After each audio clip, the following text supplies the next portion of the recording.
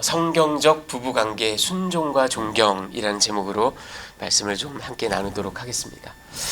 자, 여러분, 갑을 논쟁, 누가 이 집안의 갑인가?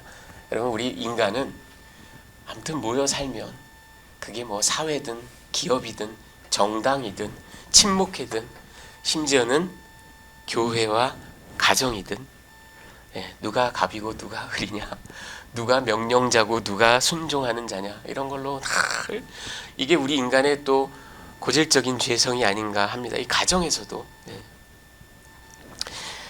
자, 여러분, 지금 보시는 이 아주 멋있는 이 석조 건물은 캐슬 월드라는 그 아일랜드에 있습니다. 이게 여러분, 이게 1760년대에 지어진, 그러니까 미국 독립혁명이 있기도 전에 18세기에 지어졌던 그런 아주 멋진 건물입니다. 그 아일랜드, 북아일랜드 그 벨파스트에서 한 30마일 정도 떨어진 곳에 있는 건물이에요.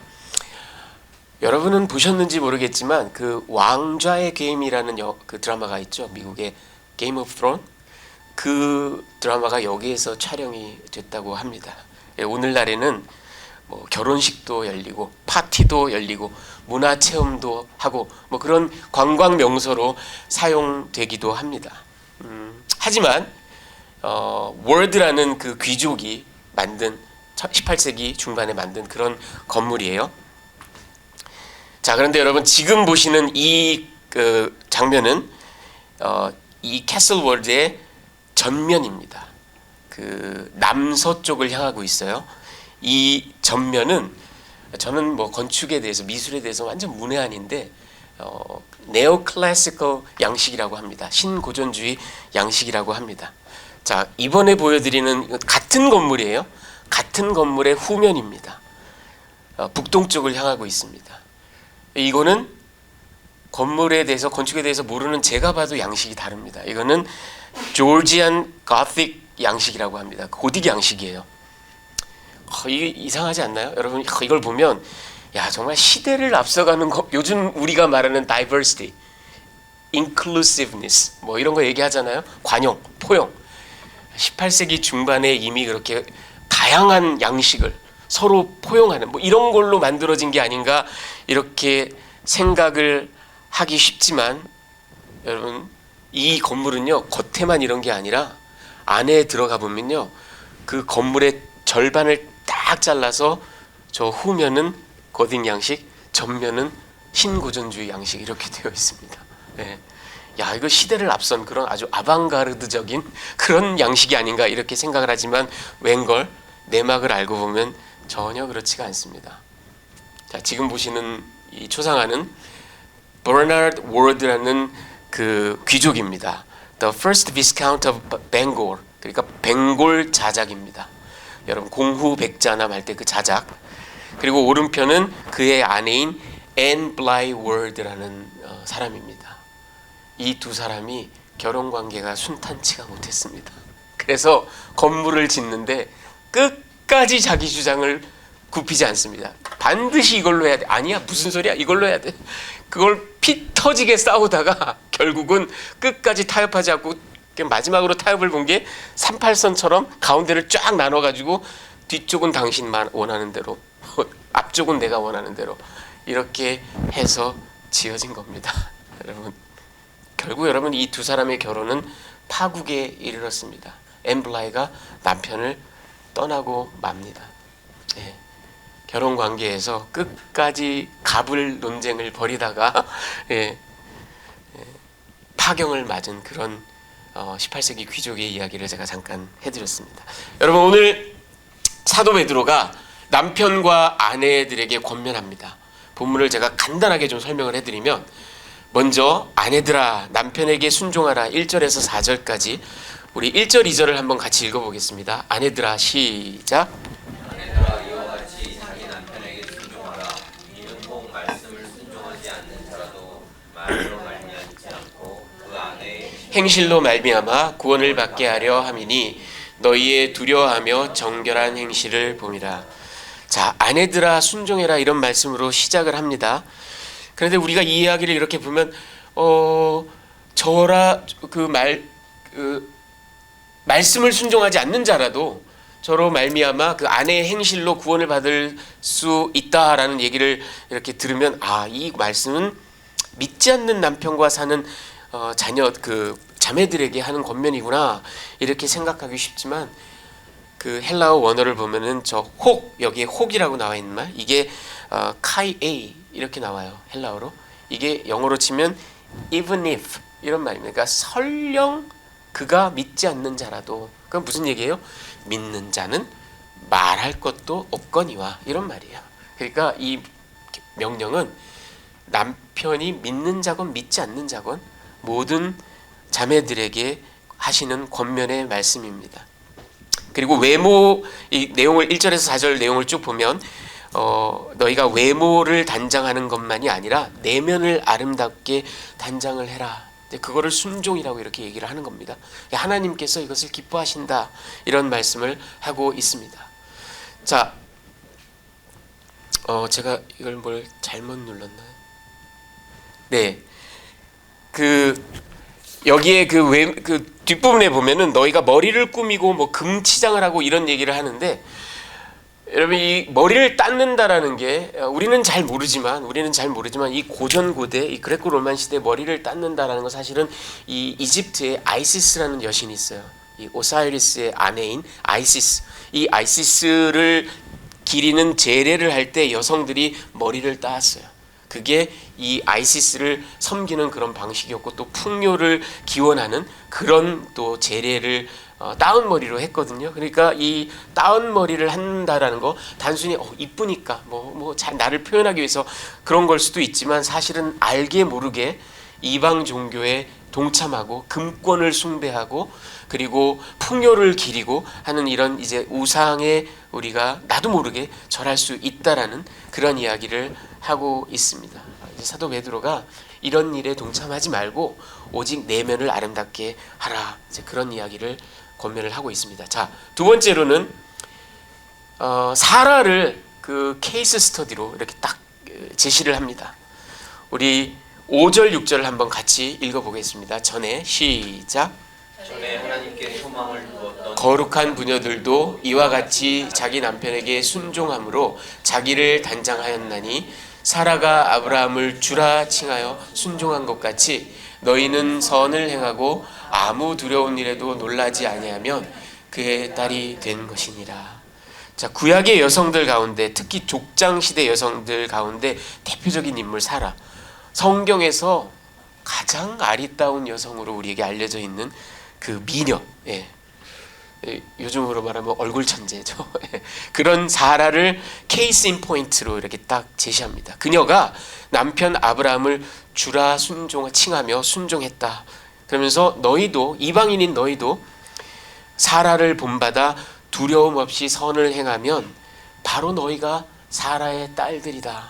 이렇게 이야기를 합니다. 자, 그리고 이제 마지막 부분에 남편들아 하고 이제 또 권면을 합니다. 남편 너희라고 그냥 갈 줄 생각하지 말아라. 이제 이런 얘기죠. 자, 7절을 우리 한번 같이 읽어보겠습니다. 시작. 남편들아 이와 같이 지식을 따라 너희 아내와 동거하고 그를 더 연약한 그릇이요 또 생명의 은혜를 함께 이어받을 자로 알아 귀히 여기라. 이는 너희 기도가 막히지 아니하게 하려 합니다.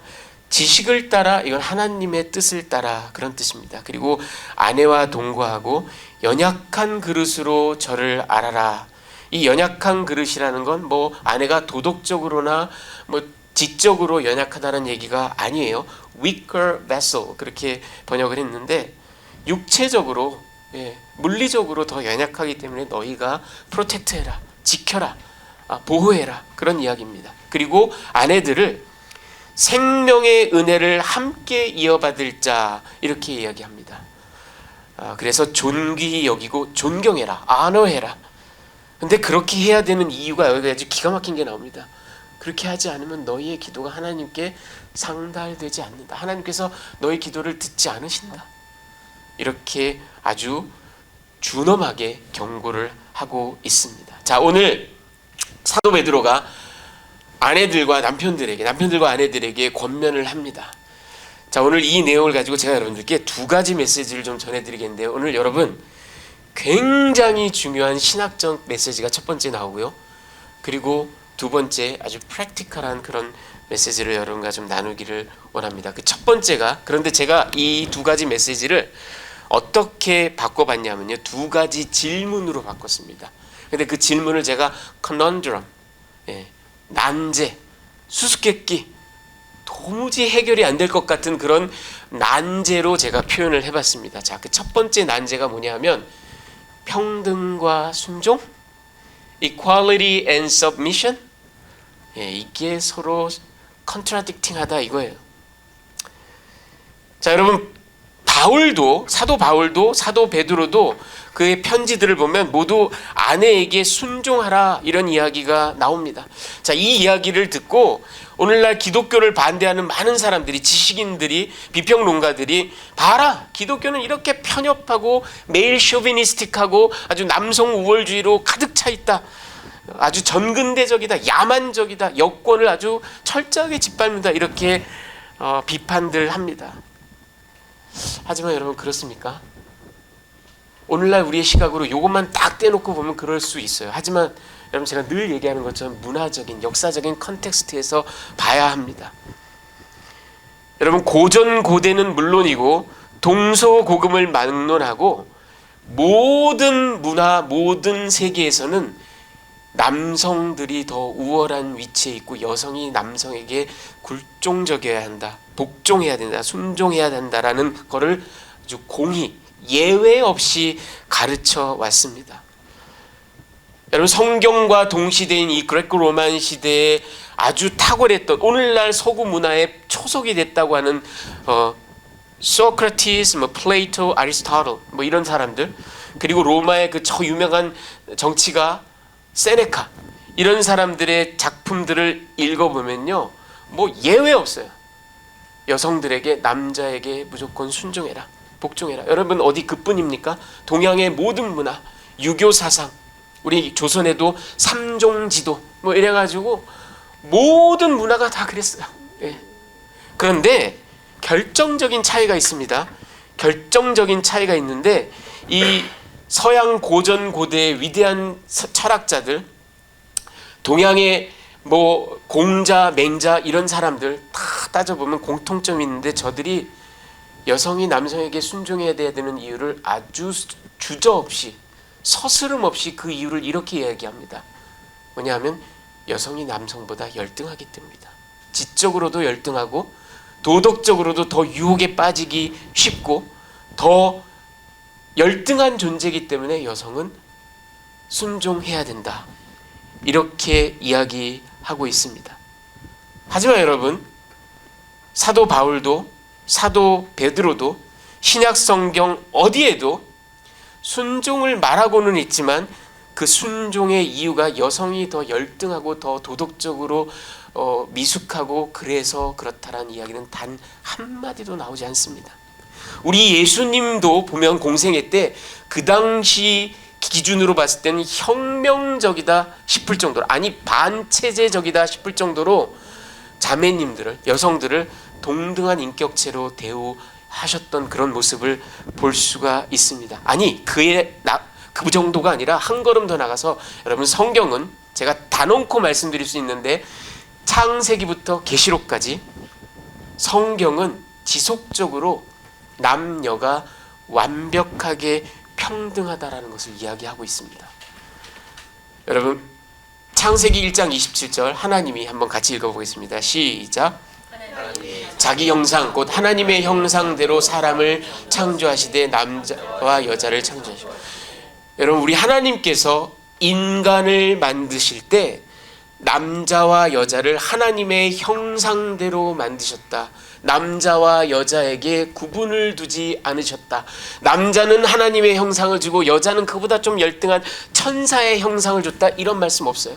완벽하게 평등하게 그 가치가 exactly same, 그렇게 만드셨다라고 가르치고 있습니다. 여러분, 갈라디아, 신약에도 보면 갈라디아서 3장 28절에 사도 바울의 저 유명한 천명을 한번 보십시오. 너희는, 다 같이 한번 읽겠습니다. 시작. 너희는 유대인이나 헬라인이나 종이나 자유인이나 남자나 여자나 다 그리스도 예수 안에서 하나이니라. 이런 이야기를 한 고대의 저작은 단 한 군데도 없습니다. 여러분, 사도 바울은 하나님의 은혜 앞에, 하나님의 창조와 구속의 섭리 앞에 유대인도 헬라인도 없고, 잘 사는 자 못 사는 자, 자유로운 자 종도 없고, 남자와 여자의 구분도 없다라고 얘기하고 있습니다. 우리는 정확하게 똑같다, 그렇게 얘기를 합니다. 그리고 오늘 우리가 보는 베드로전서 3장 7절에 여기 제가 하이라이트한 부분, 남편들에게 권면하는데 이 아내들을 weaker vessel이라고도 얘기하지만 또 뭐라고 얘기합니까? 생명의 은혜를 함께 이어받을 자, co-heirs of the gracious gift of life. 이 하나님의 구원이라는, 그리고 나중에 영생을 우리에게 하나님께서 주시는데 그 gracious gift of life를 co-heirs, 함께 물려받는 공동상속인이라는 겁니다. 여러분, 이런 이야기는 동서고금 어떤 저작에도 없어요. 20세기 이전에는 다 남자가 상속자고 여자는 디펜던트, 자녀들과 마찬가지로 그렇게 얘기를 하지 그 어떤 저작에도 없어요. 우리 성경은 제가 단언코 말씀드릴 수 있습니다. 창세기부터 계시록까지 남성과 여성의 가치에 대해서 정확하게 이퀄하고 정확하게 똑같이 존귀하다라는 걸 가르치고 있습니다. 자, 그러면 왜 커넌드럼이냐? 왜 난제냐? 그런데 왜 순종을 얘기해요? 여러분, 성경 어디에도, 그런데 성경 어디에도 남자들 보고 여자들에게 순종하라는 말은 없습니다. 그러니까 여러분, 순종이라는 말은, submission이라는 말은, 그렇잖아요. 두 개체가 있는데 한 사람이 다른 사람에게 순종해야 되면 그게 어떻게 이퀄이에요?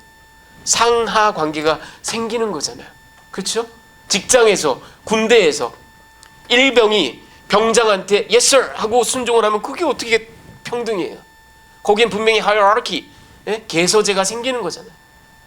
그러니 이건 난제라는 거죠. 제가 어떻게 완전하게 평등하다, 그런데 한쪽에 순종해라, 이게 어떻게 해결이 될 수 있냐? 이거는 그래서 난제라는 거죠.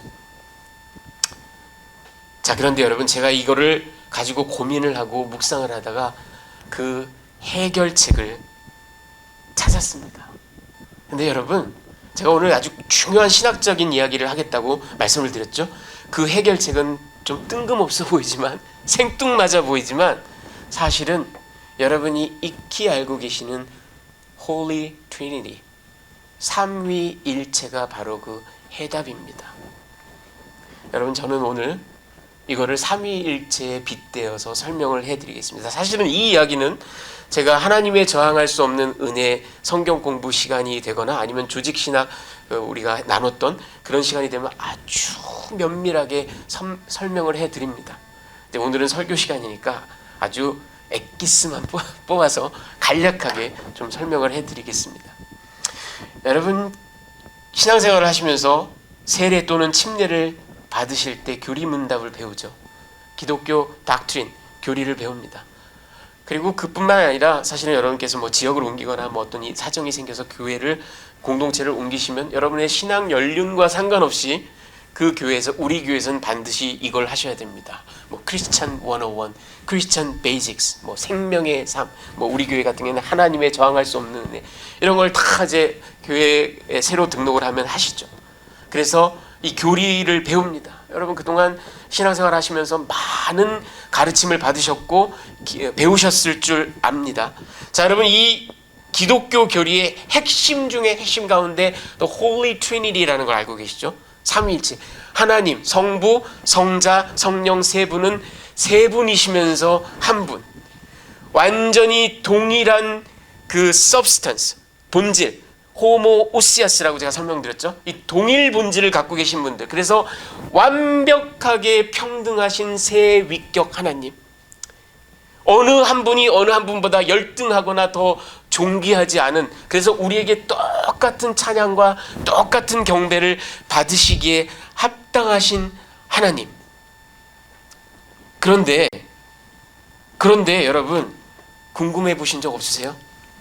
복음서를 보면 우리 예수님이 나는 아버지께 순종한다, 아버지의 명만 행한다, 그렇게 말씀하시는 거 들어보지 않으셨어요? 오죽하면 우리 성자 예수님은 죽기까지 아버지에게 순종하십니다. 아버지 하나님이 성자 예수에게 순종했다는 얘기는 어디도 나오지 않아요. 그렇죠?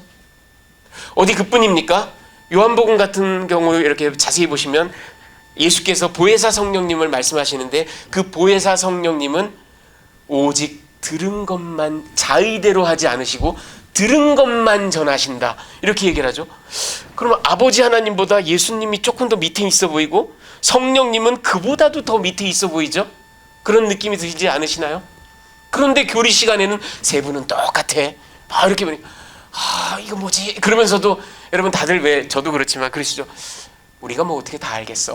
그냥 뭐 넘어가는 거지 뭐. 나중에 알게 되겠지 뭐. 이러고 살아가는 경우가 대부분입니다. 자, 그런데 여러분 이게 완벽하게 해결되는 경험을 저는 신학교에서 THM 시간에 한 학기 내내 오직 트리니티, 삼위일체에 대해서만 읽고 공부하고 토론하고 글 쓰고 페이퍼 쓰고 이런 적이 있었어요. 그때 이 이야기를 제가 교수님께 배우면서 정말 폭탄을 한 방, 왜냐하면 저도 여러분과 똑같은 질문을 평생 신앙생활 하면서 갖고 있었거든요. 어떻게 완벽하게 똑같으신 분이라 하는데 왜 죽도록 순종하시지? 왜 그리고 전한 말만, 들은 말만 전하시지? 근데 그게 한 방에 해결. 여러분 그거를 제가 4개의 영어 단어로 표현해 드리겠습니다. 삼위일체 세 위격의 관계를 신학자들은 이렇게 표현합니다.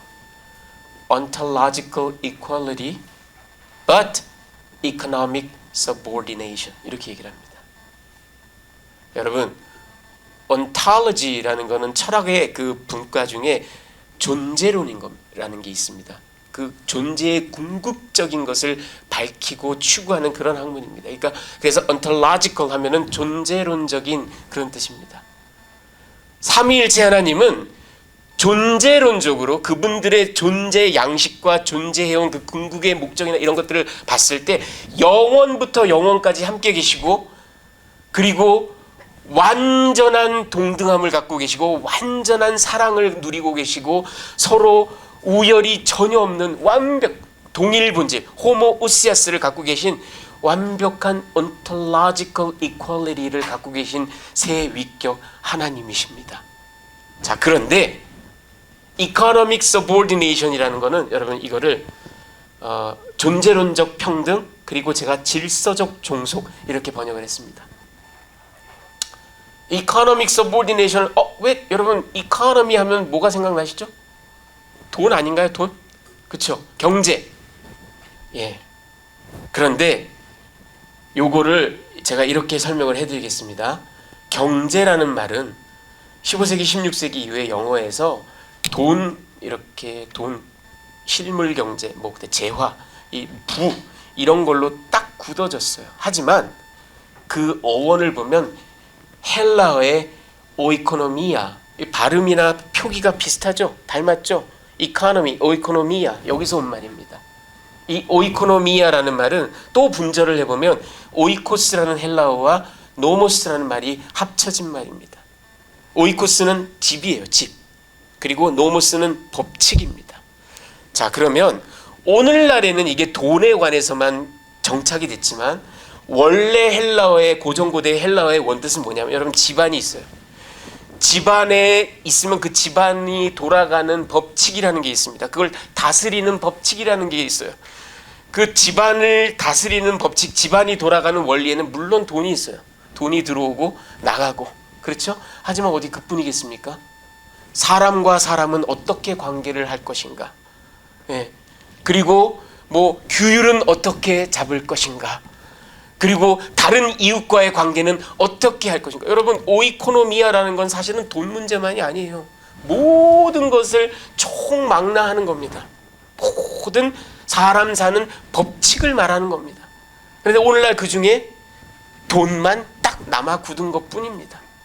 그래서 저는 이거를 그 헬라어 원어의 뜻에 맞춰서 질서적 종속이다 이렇게 표현을 한 겁니다. 자, 여러분, 그럼 이제 잘 들어보십시오. 아까 삼위일체 세 분 하나님이 완벽한 존재론적인 ontological equality를 갖고 계신다 그랬죠? 지금도 그러십니다. 영원토록 그러십니다. 자, 그런데 문제는 뭐냐면 이겁니다. 그분 세 분의 사랑이 넘치고 넘쳐서 우리 인간을 만드셨어요. 우리 인간을 만드실 필요도 이유도 전혀 없으신 그분들이 그 사랑이, 세 분의 사랑이 막 넘쳐나다 보니까 그 넘치는 사랑의 결과물로 세계와 인간이 만들어진 겁니다. 그런데 이것들이 타락을 했네. 선악과를 똑 따먹었네. 그리고는 제 갈 길을 가버리네. 그런데 우리 하나님께서는 저들을 반드시 구속하셔야 되겠다라는 의지를 갖고 계세요. 여러분, 이게 바로 구속사입니다. Salvation History. 그래서 영원부터 영원까지 완전한 동일한 본체로 존재하시는 이 세 분 하나님들 가운데 이 타락한 인간을 구속시키는 요 이코노미가 생겨난 겁니다. 말하자면 가족, 어떤 법칙이 생겨난 거예요. 요 집안을 다스려야 돼요. 이 집안을 다스리기 위해서는 그 안에서 어떤 역할 분담이라는 게 이루어질 수밖에 없습니다. 그래서 성부 하나님께서 구속을 계획하시고, 성자 하나님께서 십자가를 지시고, 성령 하나님께서는 오셔가지고는 계속 예수님만 얘기하고, 이런 질서적인 이코노미, 이 구속사라는 이코노미를 이끌어가는 데 필요한 economic subordination이 생겨난 겁니다. 그래서 어떤 신학자들은 이 economic subordination이라는 말이 잘 현대인들에게 이해가 안 가니까 이거를 functional subordination 이렇게 바꿨습니다. 기능적인 종속. 여러분 아시겠어요? 이게 바로 하나님의 삼위일체 위격에 대한. 그러니까 쉽게 예를 들면, 완벽한 비유는 아니지만 이런 겁니다. 삼성전자에 부장들이 막 수십 명, 수백 명 있을 거 아니에요, 그렇죠? 이 세 부장이 있어요. 김이박, 김 부장, 이 부장, 박 부장이 있어요. 이 사람들은 입사 동기예요. 아니, 그 정도가 아니라 대학 동기예요. 나이도 같아요. 완전히 ontologically equal하다고 생각을 해봅시다. 그런데 삼성전자에서 새로운 제품을 출시하기 위해서 태스크포스를 만들었어요. 그 태스크포스의 김 부장 보고, 자네가 태스크포스 리더를 맡지. 그리고 이 부장, 당신은 로지스틱스, 이걸 담당해서 이 부장을 도와. 김 부장을 도와. 그리고 박 부장, 당신은 뭐 프레젠테이션, 뭐 PR, 뭐 이런 걸 해가지고 김 부장을 도와. 그러면은 이 ontologically 완벽하게 똑같은 세 사람이 이 태스크포스를 위해서 상하 관계가 생겨나는 겁니다. 그랬다가 출시가 되고 이 태스크포스가 해산이 되면 다시 완벽하게 똑같은 김 부장, 박 부장, 이 부장으로 돌아갑니다. 말하자면 세 분 하나님의 위격이 이런, 완벽하진 않지만 이런 관계를 갖고 있는 겁니다. 여러분, 이제 제가 왜 이 이야기를 하는지를 설명을 해드리겠습니다. 여러분, 가정이 뭡니까? 이 인류가 뭐 정당이며 학교며 뭐 동호회며 뭐 지역사회며 국가며 여러 가지 인스티튜션, 여러 가지 공동체, 여러 가지 조직들을 우리가 만들어내고 했지만 가정만큼은 하나님께서 만드신 인스티튜션입니다. 더군다나 인간이 타락하기도 전부터 이미 아담과 하와를 가정으로 묶으신 하나님의 인간을 향한 기본적인 가장 원론적인 생각이 배어 있는 것이 바로 가정입니다. 그렇다면 생각해 보십시오. 세 분의 존재 양식이 이런데, 그렇죠? 말하자면 가정을 만드시면서 하나님께서, 저는 이렇게 생각하시고 이렇게 말씀하신 것 같아요. 아담과 하와, 너희들 형성하 정해야. 너희들은 우리를 본받아 이위일체를 이루거라. 너희는 ontologically 완벽하게 동일하다. 완벽하게 똑같은 나의 사랑을 받고 내가 똑같이 존귀하게 여긴다. 하지만 이 타락한 세상에서, 이 물질적인 세상에서 살아가는 동안은 기능적인 서보디네이션을 가져라. 마치 나와 내 아들이 그런 것처럼 이렇게 말씀하신 게 아닌가 생각합니다. 여러분, 그래서 우리 남녀는 ontologically equal합니다. 하지만 기능적으로 economically 뭔가 어떤 질서적인 종속 관계를 갖고 있기 때문에 하나님께서 사도들을 통하여 아내들아 순종해라 이렇게 이야기한 것입니다. 자, 그럼 두 번째 메시지, 여러분, 또 두 번째 난제를 제가 하나 설명을 해드리겠습니다. 그 제목은 사라가 과연? 사라가 과연? 자, 여러분, 성경을 유심히 읽으신 분이라면 오늘 이 본문을 읽으시면서 고개를 갸우뚱하실 수 있습니다. 베드로가 얘기한 것처럼 사라가 과연 그렇게 순종의 화신이었을까? 가고 오는 세대의 전형으로 남을 만큼 너희가 다 사라의 딸이 되어라 뭐 이런 말을 들을 만큼 그렇게 순종으로 정말 똘똘 뭉친 그런 여인이었을까? 좀 아닌 것 같다 이런 생각이 드시지 않나요? 여러분, 이 사라가 성경 전체를 봐도 자기 그 남편 아브라함을 주여, 주인님하고 부른 적은 단 한 번도 없습니다. 하지만 이제 딱 한 번 비슷하게 주인이라는 칭호를 한 적인데 그거는 대면적으로 한 게 아니라 창세기 18장 12절에 보면 사라가 속으로 웃고 이르되 내가 노쇠하였고 내 주인도 늙었으니 내게 무슨 즐거움이 있으리요. 예, 내년 이맘때 네가 아들을 낳을 것이다. 사라가 아들을 낳을 것이다. 이 얘기를 들었을 때 장막에서 피식 웃으면서 내가 이렇게 노쇠했고 소위 나의 주인이라는 양반도 이런 뜻입니다. 예, 어떻게 보면 주여 이렇게 얘기했다라기보단 내 주인이라는 사람도 늙었는데 100살인데 약간 조소적으로 아니면 좀 시니컬하게 그렇게 얘기한 장면만 딱 한 번 주인이라는 얘기를 합니다. 이게 그 히브리어로는 아돈 그리고 헬라어로는 큐리오스, 그 70인경에 이렇게 나와 있죠. 자, 그보다는 성경 전체를 보면 우리가 아브라함 사이클을 이렇게 잘 읽어보면 사실은 오히려 사라가 상당히 주도적입니다. 그리고 사라가 상당히 다혈질이에요. 막 성질내고 막 히스테리 부리고 그럴 때도 있어요. 그리고 아브라함이 오히려 아주 그냥 그 공처가의 전형을 알았어, 당신 뜻대로 하지 뭐, 내가 무슨 할 말이 있겠어, 뭐 이런 경우가 훨씬 더 많아요. 구체적으로 예를 들면 여러분, 창세기 16장에 보면 자식이 안 생기니까 사라가 내 몸종 하가를 취해서 등남하십시오. 여러분, 이게 등남해서 그 아이는 내 거다, 이 고대 관습에 따라 그래요. 사라 내 거예요. 그러니까 나를 위해서 이 일을 하십시오 하는 거예요. 그래서 뭐 그러지 뭐, 그리고 순종합니다. 그리고 16장 6절에 보면 그 하갈이 이제 그 등남을 하죠. 그래서 하갈이 막 이제 여주인을 무시하니까 이제 또 막 성질을 내죠. 내가 이런 수모를 당신 때문에. 그때 막 또 얘기를 하니까 아브라함이 뭐라 그래요? 당신의 몸종이니까 당신이 알아서 하십시오. 이러고 또 은맥이 주고 깨갱하죠. 예. 그리고 21장에 가보면 그 하갈의 아들 이스마엘이 이제 사라도 이삭을 낳았는데 이삭을 막 놀리고 그러니까 이것들을 당장 쫓아내. 그리고 또 한 번 이제 히스테리를 부리죠. 그때 아브라함이 또 이번에는 아브라함 정도가 아니라 하나님까지 나서셔가지고 네 아내 사라의 말을 들어라 이러죠.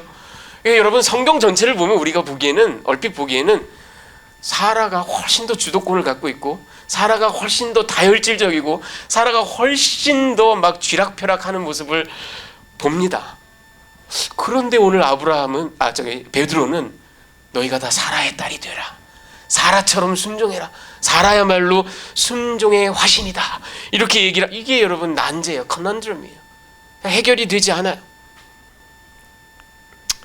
그런데 여러분, 제가 곰곰이 생각하다가 그렇지 하고 떠오른 게 있습니다. 뭐냐면 여러분도 다 그러신 줄 알아요. 저도 그렇습니다. 우리가 아내의 말을 잘 듣고 살죠. 그렇죠? 예. 잘 안 들으면 집안이 화평하지 못하죠. 그래서 우리 다 잘 순종합니다. 그렇죠? 제가 가만히 생각해 보니까 내가 늘 순종하면서 산다라고 생각을 이렇게 좀 미숙하게 한 적이 많았습니다. 저 역시 어리석고 저 역시 부족해서. 왜냐하면 뭐 현실적으로 아내가 이렇게 해주세요, 이렇게 해주세요, 오늘 꼭 전화하세요, 오늘 꼭 어디에 들리세요, 이런 얘기를 하면 알았어, 귀찮지만 싫지만 뭐 아내가 하라니까 해야지. 안 그러면 나중에 낭패를 보는 경우가 많더라고요. 그래서 순종을 하는 경우가 많습니다. 그래서 훨씬 더 남편인 제가, 남자가 훨씬 더 순종을 많이 하면서 살아간다. 그리고 나뿐만 아니라 현대의 모든 남성들이 다 그런다, 이렇게 생각을 했는데 가만히 생각해 보니까 그렇지가 않아요. 그렇지가 않아요, 여러분. 제가 15년 전에 잘 나가던 아카데믹 커리어를 그만두고 하나님의 종이 되겠다고 신학교를 갔을 때 그게 어떤 일인지 뻔히 알았는데 저희 아내가 반대할 수도 있었는데, 아니 심지어는 저를 떠날 수도 있었는데 그러지 않았어요. 들러붙어 있어요. 지금까지 들러붙어 있어요. 아니 그뿐만 아니라 저와 같이 열심히 동역하며 사역합니다.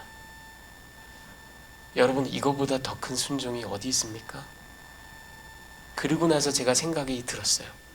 사라가 비록 맨날 승질내고 맨날 혈기 부리고 맨날 쥐락펴락하지만 여러분, 그 편안하고 안락했던 땅 갈대아 우르에서 남편이 어느 날 야훼께서 날 불러 그리고 그냥 뭐 집안을 그냥 풍비박산을 만들고 저 가나안 땅이라는 듣도 보도 못한 이상한 땅으로 간다 그러는데 그걸 따라갔어요. 그걸 따라갔어요. 이거보다 더 큰 순종이 어디 있습니까? 이 정도 순종을 하면 살면서 성질 내는 거 그게 과한 거겠어요? 살면서 쥐락펴락하는 게 그게 과한 거겠어요? 여러분, 근데 가만히 생각해 보세요. 그건 목사님이 신학교 갔으니까 그렇지, 아브라함이 갈대아 우르를 떠났으니까 그렇지, 나는 그렇지 않다. 아니요, 여러분, 잘 생각해 보세요. 여러분의 아내들이 여러분이 택한 직업 때문에, 여러분이 생각한 미래 때문에 이 미국 땅에 있고, 아니면 어떤 지역을 선택하고 어떤 인간관계들을 만들고, 여러분의 아내들은 좋으나 싫으나 그 바운더리 안에서 살게 되어 있습니다. 정도만 다를 뿐이지 사라가 갈대아 우르를 떠난 것과 크게 다르지 않습니다. 여러분, 그러니 베드로가 사라를 순종의 화신으로 이야기한 건 너무나 당연한 이야기입니다. 우리는 성경의 행간을 읽을 수 있어야 돼요. 그냥 눈에 드러나는 대로 막 야단쳤다, 뭐 성질 부렸다, 이것만 우리 눈에 들어오기 쉽지만 아니요, 그 이면에 있는 사라의 정말 뼈를 깎고 피를 토하는 순종을 보셔야 됩니다. 그리고 형제님들, 안 그런 것 같지만 여러분의 아내들은 사실은 여러분이 쳐놓은 바운더리 안에서 살아가고 있는 겁니다. 말하자면 여러분과 함께 길 떠난 사람들입니다. 그러니 이보다 더 큰 순종이 사실은 없습니다. 그러니까 살면서 잔소리하는 거 들으셔야 됩니다. 네. 자, 여러분, 제가 마지막으로 시 하나를 좀 소개를 해드릴게요. 지금 이 사람은 ogden nash라는 미국인입니다. 이 사람은 미국의 시인인데 이 사람은 특징이 서정적이고 아름답고 예술적으로 아주 고양된 그런 시를 남긴 사람이 아니에요. 그거보다는 풍자적이고 아주 희화적이고 촌철살인처럼 아주 그냥 팍팍 쏘는 듯한 이런 이야기를 시로 남긴 그런 사람으로 유명합니다. 이 사람이 결혼에 대해서 시를 하나 남겼는데 들어보십시오. 그대의 결혼 생활이라는 찻잔이 사랑으로 넘쳐 흐르기를 바란다면 당신이 틀렸을 때 인정하고 당신이 옳았을 때 입을 다무십시오. 이게 우리말로는 잘 이해가 안 가죠. 제가 이게 제가 번역을 했는데 마지막 두 라인을 원어로 들려드리겠습니다. Whenever you're wrong, admit it. Whenever you're right, shut up. 네. 여러분, 이게 결혼 생활의 비법입니다. 아까 우리가 그 워드 부부의 얘기를 했죠. 서로 끝까지 자기가 옳다고 주장. 우리에겐 그런 죄성이 있어요. 예. 부부 관계에서도 자기가 옳다라는 것을 주장하고 싶은, 그래서 그 안에서 갑을 관계를 만들고 싶어하는, 이게 우리 인간의 죄성이에요. 하지만 오늘 사도 베드로가 무슨 이야기를 하고 있습니까? 이 부부는 완벽하게 동등한 존재다. 하지만 질서적인 어떤 관계를 갖고 있기 때문에 여성은 남성에게 순종해야만 한다. 남성은 여성을 존귀히 여기고 honor하고 그리고 protect 해야 된다. 여러분, 이게 제가 아까 삼위일체랑 비유했는데 이거 한번 잘 생각해 보십시오. 우리 이 구속사라는 질서적 관계에서 아들 예수가 하나님께 죽기까지 순종했다는 거 우리가 익히 알고 있어요. 그럼 하나님은 뭐 하셨나? 하나님은 그냥 가만히 계셨나? 여러분 잘 생각해 보세요. 하나님은요, 제가 성경 공부할 때 우리 자매님들에게 이렇게 가르칩니다. 정말 이게 우리 하나님을 이렇게 표현해서 너무 죄송스럽고 제가 벌 받을지도 모르는데 기억에 확 남으라고 이렇게 얘기를 합니다. 우리 하나님은 아들 예수에게 환장하신 분입니다.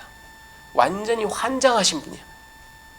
성경을 보면요, 여러분 창세기 3장부터 시작해서 하나님은 아들 예수로 미쳐 있는 분이에요. 나중엔 이런 메시아가 올 거야. 나중에 내 아들이 올 거야. 그가 이런 일을 할 거야. 너희는 무조건 그에게 순종해. 이런 구원이 없어. 이런 위대한 사랑이 없어. 우리 하나님은 창세기부터 그냥 도배를 해놨어요. 여러분, 이게 하나님은 아들을 honor 겁니다. 아들을 무척 사랑하십니다. 존귀하게 여기십니다. 제가 아까 이위일체, 작은 부분이지만 이위일체 같다고 말씀드렸죠. 똑같은 거예요. 아내들이 남편에게 마치 예수가 하나님께 순종하듯이 순종하는 것처럼 남편들은 아내를 마치 하나님이 아들 예수에게 환장하신 것처럼, 완전히 모든 걸 다 몰빵하시는 것처럼 그렇게 남편들은 아내를 최고로 여기고 존경하고 그냥 앉으나 서나 당신 생각, 자나깨나 이렇게 하라. 이게 바로 사도 베드로가 성경에 빗대어서 우리에게 가르쳐주고 계신 성경적인 부부관계입니다. 여러분, 이 사실을 여러분 마음 가운데 그렇구나. 여러분, 우리가 부부로 살아가는 것조차도 사실은 거룩하신 삼위일체 하나님의 그 life of God을 모방하고 흉내내는 겁니다. 우리의 부부관계에 이런 어마무시한 신학적인 원리가 숨어 있습니다. 그리고 그것을 실천하시고 존경하고 순종하고 귀히 여기는 그런 저와 여러분이 되시기를 우리 주님의 귀하신 이름으로 축원합니다.